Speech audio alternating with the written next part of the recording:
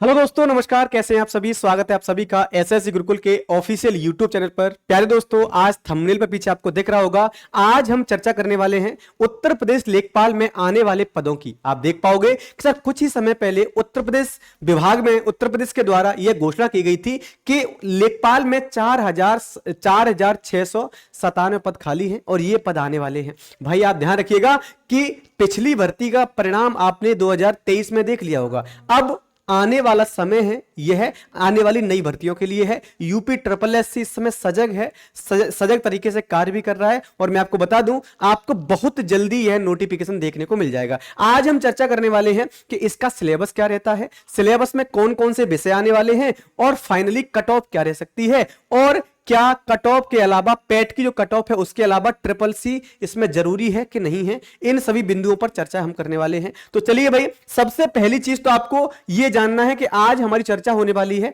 ये उत्तर प्रदेश लेखपाल में 2024 में आने वाले पदों पर होने वाली है। आपको यहां पर एक पेपर की कटिंग दिखाई दे रही होगी, इसमें स्पष्ट रूप से मेंशन किया गया है कि उत्तर प्रदेश सरकार 6 महीने के अंदर 15,000 नौकरियां देने वाली है बेरोजगारों को, है ना। 15,000 नौकरियों का मतलब समझ रहे हैं आप लोग? 15,000 नौकरियों से मतलब यह है कि इसमें यूपी ट्रिपल एससी महत्वपूर्ण भूमिका में रहने वाला है। यूपी ट्रिपल एससी के अंदर इसमें सबसे ज्यादा पद आने वाले हैं, क्योंकि पुलिस में लगभग वैकेंसियां कंप्लीट होने वाली हैं, पीएससी में आरओ एआरओ आपका हो गया है, यूपी ट्रिपल एससी में आपका पद ज्यादा आएंगे, तो निश्चित तौर पर इसमें आपको लेखपाल एक बड़ी भर्ती के रूप में देख सकते हैं। हम बात करने वाले हैं आज कि जो यूपी लेखपाल के अंदर जो पेपर होता है, जो लिखित परीक्षा होती है, लिखित परीक्षा में आप क्या क्या चीजों का ध्यान रखना है। जैसे आप देख पाएंगे सर, लिखित परीक्षा 100 अंकों की होती है। यहां पर दिख भी रहा है आपको कि लिखित परीक्षा कुल 100 अंकों के लिए आयोजित की जाती है ना। ये 4 खंडों में पेपर होता है, 4 विषय होते हैं। चाहे इसमें आपका हिंदी है ना, हिंदी है आपका, हिंदी आती है। इसके अलावा आपका जीके जीएस आती है ना। इसके अलावा आप देख पाएंगे सर उसमें आपको मैथमेटिक्स देखने को मिलेगा। सिलेबस हालांकि मैंने लगा रखा है, तो प्रत्येक खंड में 25 प्रश्न आने वाले हैं। ये ऑब्जेक्टिव टाइप क्वेश्चंस होते हैं ना। अगर हम बात करें नेगेटिव मार्किंग की, तो इसमें नेगेटिव मार्किंग 1/4 यानी 0.25 रखी जाती है। अगर आप लोग एक प्रश्न गलत करते हो तो उसके लिए 0.25 अंक काटा जाता है। सिलेबस की अगर बात करें तो ये आपका सिलेबस है। देखिए भाई, आप लोग सिलेबस देख पाएंगे सर, प्रश्नों की संख्या कितनी होती है, तो प्रश्नों की संख्या टोटल है 100 क्वेश्चन होते हैं और 100 ही मार्क्स के, यानी एक प्रश्न 1 मार्क्स का इसमें रखा जाता है ना। अगर सिलेबस की बात करेंगे तो सामान्य हिंदी 25 प्रश्न 25 अंक, गणित 25 प्रश्न 25 अंक, सामान्य विज्ञान 25 प्रश्न 25 अंक, और जो सबसे महत्वपूर्ण भूमिका है वो है आपका ग्रामीण परिवेश या ग्रामीण विकास, ये भी 25 प्रश्न और 25 अंक, है ना। ये ऊपर वाली जो बातें हैं, आपका सामान्य हिंदी है, गणित है, सामान्य ज्ञान है, ये सामान्य तौर पर हर परीक्षा में देखने को मिलेगा। लेकिन इसी लेखपाल की परीक्षा में आपका पूछा जाता है ग्रामीण विकास, या इसको हम ग्रामीण परिवेश के नाम से जानते हैं। इसको ध्यान रखिएगा, अगर आप इसमें बेहतर नहीं कर पाते हैं तो आप लोग मतलब आप ये कह पाएंगे कि सर आप इस परीक्षा के लिए बने ही नहीं हैं। क्योंकि एक लेखपाल का कार्य क्या होता है, लेखपाल के जो मूलभूत कार्य होते हैं उसमें ग्रामीण विकास को केंद्रित मानकर ही वो कार्य करता है, ग्रामीण विकास को ध्यान में रखकर ही एक लेखपाल कार्य करता है। अब हम सिलेबस को जानते हैं 1 बाय 1 कि सर कौन कौन सा सिलेबस कहां पर है। हिंदी का पाठ्यक्रम आप देख पा रहे होंगे, सर हिंदी में क्या क्या आता है, तो आप देखेंगे सर इसमें रस है, अलंकार है, समास है, ठीक है, पर्यायवाची है, विलोम शब्द आपसे पूछे जाते हैं, तत्सम तद्भव पूछे जाते हैं,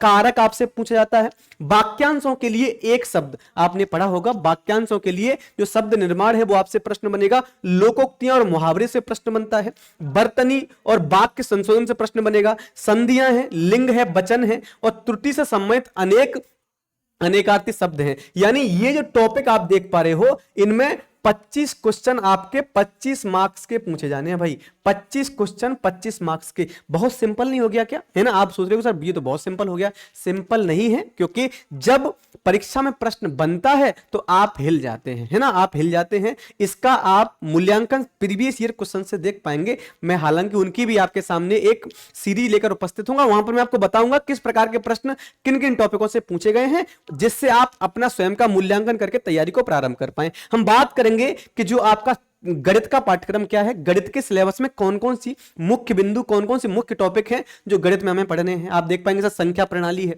ना, प्रतिशत लाभ हानि है, तथ्यों का वर्गीकरण है, आवृत्ति है, आवृत्ति वितरण है, तालिका बनाना है, संचयी आवृत्ति है, तथ्यों का निरूपण है, बार चार्ट है, पाई चार्ट है। देखो अब लेखपाल के पेपर की विशेषता क्या है, इसमें आप देखेंगे सर आपको अंकगणित है ना, इसमें आपसे अंकगणित से प्रश्न बनता है ना, इसमें आपके बीज गणित से प्रश्न बनता है, बीज गणित से प्रश्न बनता है, और रेखा गणित से प्रश्न बनता है, रेखा गणित से प्रश्न बनता है। क्योंकि लेखपाल है, उसका कार्य ही क्या है, कार्य क्या होता है भाई, भूमि की पैमाइश करना, भूमि को मापना, है ना। तो इसमें रेखा गणित भी मुख्य भूमिका के रूप में आपके सामने प्रस्तुत होगा। ये टॉपिक देखिए आप लोग, है ना, हिस्टोग्राम, आवृत्ति बहुभुज, केंद्रीय माप, समानांतर माध्य, माध्य और मोड़, यानी सबका सब टॉपिक आपको देखने को मिलेंगे जो लेखपाल के लिए सहयोगी भूमिका में होते हैं, लेखपाल के लिए जरूरी ये विषय हैं, वही आपको गणित में देखने को मिलेगा, है ना। एससीएम एलसीएम जो आपका लघुत्तम समापवर्तक है और महत्तम समापवर्तक है ना। युगपत समीकरण आपको देखने को मिलेंगे, द्विघात समीकरण है, त्रिभुज और पाइथागोरस प्रमेय है, ये आपका रेखागणित आ गया ना, पाइथागोरस प्रमेय हो गई। आयत, वर्ग और समलंब,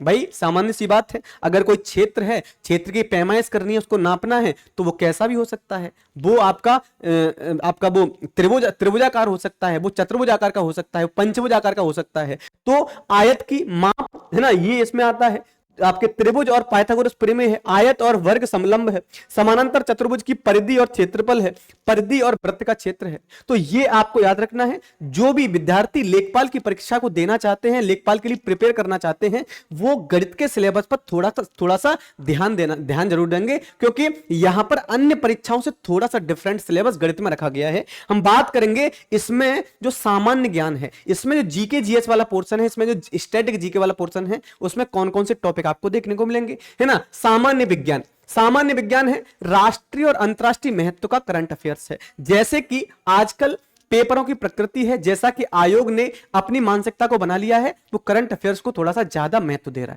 है ना, क्योंकि जो प्रश्न आपके परंपरागत बनते हैं वो तो लगभग बन चुके, वो हर परीक्षा में वही प्रश्न बनते हैं, उनका रिपीटेशन होता है, लेकिन जो करंट अफेयर्स है, जो राष्ट्रीय और अंतरराष्ट्रीय और आर्थिक महत्व के मुद्दे हैं, उनसे प्रश्न आजकल बहुत बन रहा है, तो हमें इस पर थोड़ा सा ध्यान देना पड़ेगा। भारतीय इतिहास है और स्वतंत्रता आंदोलन है, भारतीय इतिहास से प्रश्न बनता है। इसके अलावा इतिहास में ही जो इंडियन नेशनल मूवमेंट है, जिसको हम स्वतंत्रता आंदोलन बोलते हैं, ये 1885 से 1947 तक, यानी कांग्रेस की स्वतंत्रता से लेकर देश के आजादी तक ये आपको देखने को मिलेगा। भारतीय राजनीति और अर्थशास्त्र, यानी आप यहां पर पॉलिटी पढ़ेंगे और यहां पर इकोनॉमिक्स पढ़ेंगे।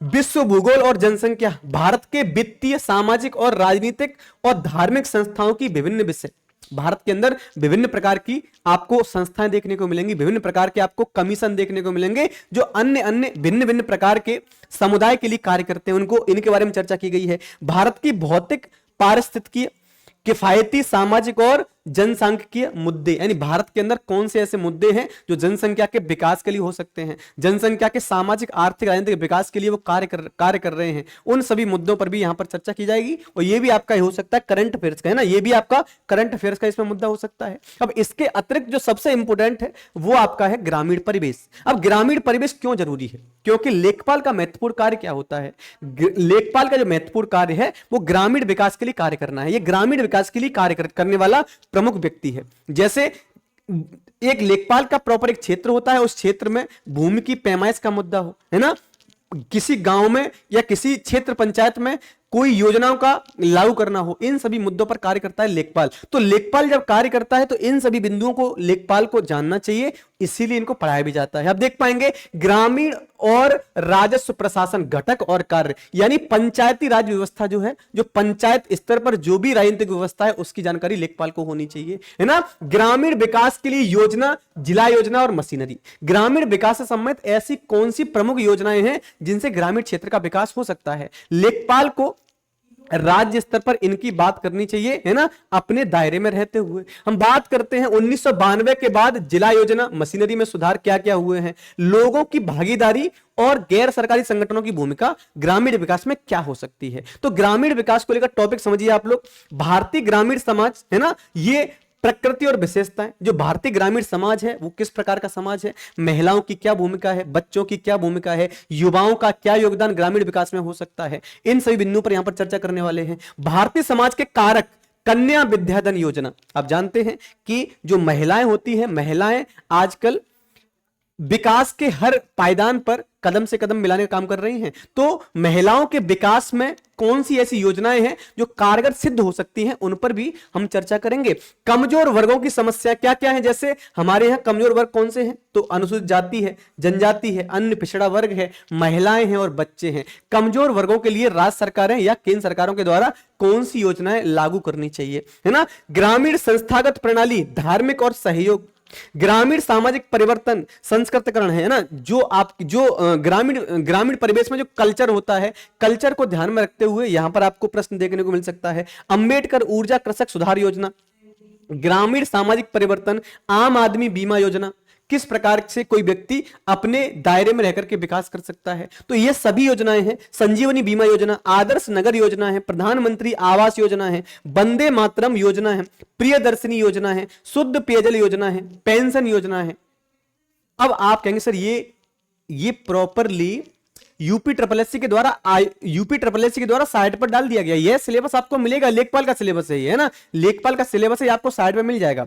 अगर हम आगे बात करें और कौन सी योजनाएं हैं, तो ग्रामीण सामाजिक परिवर्तन, पश्चिमीकरण, है ना। यानी अगर हम बात करें ग्रामीण सामाजिक परिवर्तन को देखकर कि किस प्रकार की चीजें ऐसी हैं जो हम वैश्विक दृष्टिकोण से भारत में विकास के दृष्टिकोण से ग्रहण कर सकते हैं। हम आधुनिक ग्रामीण विकास में ऐसे कौन कौन से मॉडल तैयार कर सकते हैं जिससे ग्रामीण परिवेश का विकास हो पाए।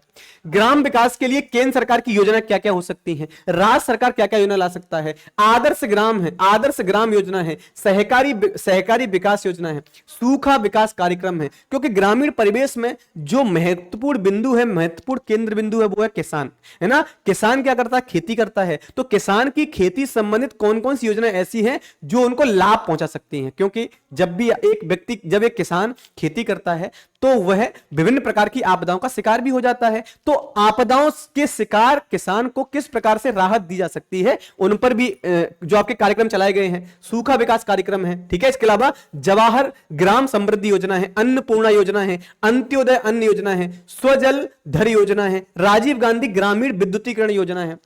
अगर हम भारत के विकास को देखें तो भारत के विकास में ऊर्जा का बहुत बड़ा योगदान है ना। आज भी बहुत से गांव ऐसे हैं जहां पर आप देख पाएंगे बिजली नहीं है, लेकिन सरकार कोशिश कर रही है कि हर स्तर पर बिजली पहुंचाई जा सके, है ना भाई। राजीव गांधी ग्राम विद्युतीकरण योजना है, कस्तूरबा गांधी शिक्षा योजना है, मध्याह्न भोजन योजना है, जिसे मिड डे मील बोलते हैं, ये मिड डे मील योजना है। अब मिड डे मील योजना किसके लिए लाई गई है, शिक्षा में सुधार के लिए, शिक्षा में विकास के लिए। क्योंकि जो ग्रामीण स्तर पर बच्चा होता है उसको स्कूल में कैसे रोक कर रखा जा सकता है ना, उस बच्चे को स्कूल में कैसे रोक कर रखा जा सकता है, तो हम खेल खेल में और खाते खाते हम बच्चे को पढ़ा सकते हैं। तो याद रखिए आप लोग, है ना। NRLM है, इंदिरा गांधी आवास योजना है, प्रधानमंत्री सड़क योजना है, सांसद आदर्श ग्राम योजना है। बहुत अच्छी योजना है ये। इसमें आप देख पाएंगे जो सांसद होता है वो किसी एक गांव को गोद लेता है ना, गोद लेकर उसका विकास करता है। प्रधानमंत्री ग्राम सड़क योजना है, सांसद आदर्श ग्राम योजना है ना। IWMP ग्राम विकास के लिए राज्य सरकार की योजना कौन कौन सी हो सकती हैं, तो ये सभी ऐसी योजनाएं हैं जिन पर राज्य सरकारें काम करती हैं। लेखपाल के सिलेबस में इनको भलीभांति डाल दिया गया है। अब हम बात करते हैं कि सर लेखपाल तो ठीक है, लेखपाल का सिलेबस तो जरूरी है ही है, क्योंकि अगर लेखपाल बनना है सिलेबस उसका आप पे आना चाहिए। लेकिन सर ये बताइए कि कौन से ऐसे विद्यार्थी हैं जो लेखपाल का एग्जाम दे पाएंगे। सबसे महत्वपूर्ण यह है कि ऐसे कौन से विद्यार्थी हैं जो लेखपाल का एग्जाम देने के लिए एप्लीकेबल हैं, वो एग्जाम दे पाएंगे। तो समझिए भाई पहले तो आप लोग कि अगर हम बात करें लेखपाल के पूरे, देखो ये जो आपको दिख रहा है ना यहाँ, ये एकदम ऑफिशियल नहीं है, लेकिन हमारी टीम के द्वारा इसको एनालिसिस करके आपके सामने प्रस्तुत किया जा रहा है। टीम के द्वारा एक अपनी मतलब जो कट ऑफ रह सकती है, कितने बच्चों को यूपी ट्रिपल एससी लेखपाल की परीक्षा के लिए बुला सकता है, उस पर हमने एक एनालिसिस किया है और उसे आपके सामने प्रस्तुत कर रहे हैं। आप इस पर स्वयं का मूल्यांकन भी कर सकते हैं। अगर आप कोई सुझाव दे पाए तो हमें कमेंट बॉक्स में सुझाव भी दे सकते हैं। हम बात करेंगे कि देखिए अगर हम बात करें बेटा कि वैकेंसी कितनी है, तो 4700 के आसपास वैकेंसियां हैं, है ना। 4700 के आसपास वैकेंसियां हैं। अगर ये 15 गुना वैकेंसियां लेखपाल के लिए बुलाता है, यानी मुख्य परीक्षा के लिए 15% वैकेंसी बुलाई जाती है, 15 गुना अगर बच्चे बुलाए जाते हैं तो लगभग 70,500 बच्चे बुलाए जाएंगे। ये 15 गुना है, लगभग आयोग ये निर्धारित करता है। लेकिन अगर हम एक बात और देखें, अगर 30 गुना बच्चे बुलाए जाएं तो लगभग 1,41,000 बच्चे बुलाए जाएंगे मुख्य परीक्षा लेखपाल के लिए।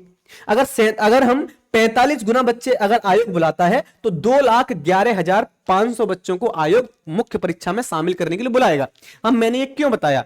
मैंने ये इसीलिए बताया है जिससे मैं कट ऑफ के आधार पर आपको ये बता पाऊं कि कितनी कट ऑफ का विद्यार्थी इसमें शामिल हो सकता है, लेखपाल की परीक्षा दे सकता है, लेखपाल की परीक्षा वो दे सकता है। समझिए आप लोग, मानते हैं कि नॉर्मलाइज मार्क्स आपके अगर आपके 35.143 मार्क्स बने हैं, अगर आपके 35.143 मार्क्स अगर बन गए हैं ना, तो समझिएगा बेटा, विश्वास मानिए कि 35.143 मार्क्स हैं, तो विश्वास मानिए कि आप भर्ती परीक्षा में आ सकते हैं ना। कौन सी प्रक्रिया में? जब बच्चे 2,11,000 बुलाए जाएंगे, यानी जब 45 गुना बच्चों को आयोग मुख्य परीक्षा के लिए बुलाता है, तो अगर आपके मार्क्स 35.143 बन रहे हैं तो आप इसमें बैठ सकते हैं। अगर आयोग 30% बच्चे बुलाता है तो आपके जो मार्क्स है मिनिमम वो 37.753 होने चाहिए।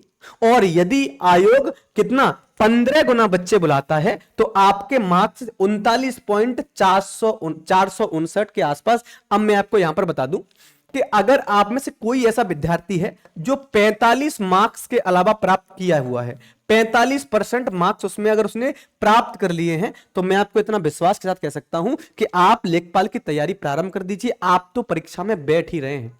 अगर पैट 2023 के स्कोर में अगर आपके नॉर्मलाइज मार्क्स 45 आ रहे हैं तो आप बिना किसी देरी के तैयार प्रारंभ कर दीजिए, क्योंकि आपको कोई परीक्षा से बाहर कर ही नहीं सकता है। ठीक भाई, तो हमने एक सटीक एनालिसिस आपको दिया है। हमारी उम्मीद ये रहेगी कि आप इस पर अपनी भी राय दे सकते हैं ना। आप अपनी राय दीजिए कि क्या और हो सकता है, क्योंकि हमने अभी ये फाइनल नहीं दिया है।